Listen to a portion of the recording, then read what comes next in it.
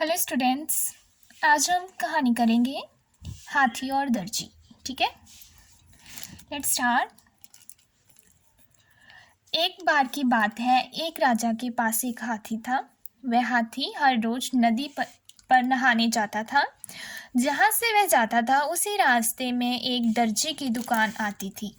दर्जी उसका दोस्त बन गया था।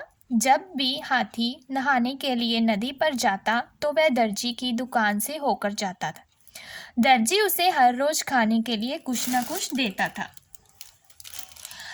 कहते हैं कि एक बार की बात है, एक राजा के पास एक हाथी होता है और वह हाथी हर रोज नदी पर नहाने के लिए जाता है। और जिस रास्ते से वह जाता है, जिस बाजार से होकर वह जाता है, उसी बाजार में एक दर्जी की दुकान होती है और हाथी और दर्जी आपस में दोस्त बन जाते हैं। और जब भी हाथी दर्जी की दुकान पर जाता हर रोज़, तो दर्जी उसे हमेशा कुछ न कुछ खाने के लिए देता था। आगे है, एक बार दर्जी अपने घर से लड़कर आता है और वह बहुत गुस्से में होता है।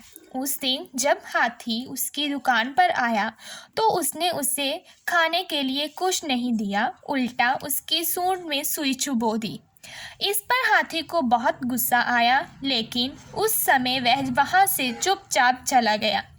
थोड़े समय बाद जब वह नहाकर आया तो हाथी अपनी सूंड में गंदा पानी भर लाया और लौटते समय उसने वह गंदा पानी उसकी दुकान पर सभी कपड़ों पर डाल दिया और उसके सारे कपड़े खराब हो गए।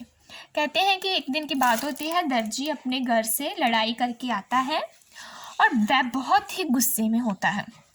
और उस दिन जब हाथी नहाने के लिए नदी पर जा रहा होता है और वह दर्जी की दुकान पर जाता है, तो दर्जी गुस्से में होता है और उसे कुछ खाने के लिए नहीं देता, बल्कि उसकी सूंड में सुई चुभो देता है, जिस पर हाथी को बहुत गुस्सा आता है। लेकिन उस समय वह वहाँ से चुपचाप चला जाता है। जब नहाने के बाद हाथी नदी से नहाने के बाद आता है तो वह अपनी सूंड में गंदा पानी भर लाता है और आते समय वह सारा गंदा पानी हाथी दर्जी की दुकान पर उसके कपड़ों पर फेंक देता है, जिससे उसके सारे कपड़े खराब हो जाते हैं।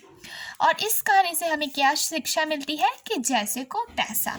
अगर दर्जी ने उसकी सूंड में सुई चुभुई तो हाथी ने भी उसके सारे कपड़ों पर गंदा पानी फेंक दिया। ठीक है, थैंक यू।